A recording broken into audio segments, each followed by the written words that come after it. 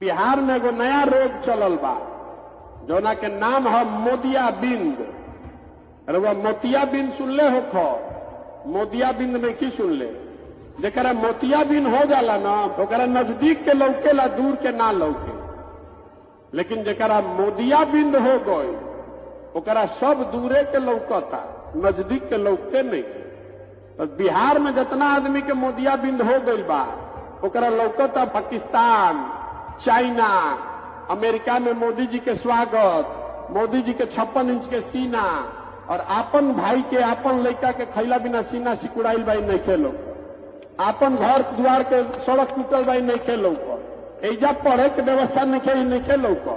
तो मोदियों जी के मालूम बा कि जब तक बिहार में मोतियाबिंद बा तब तक चिंता के कोनो कारण नहीं थे। जनता फिर जाई उहे कमल पर बटन दबाई, तो वह दबाई कमल पर बटन एक बार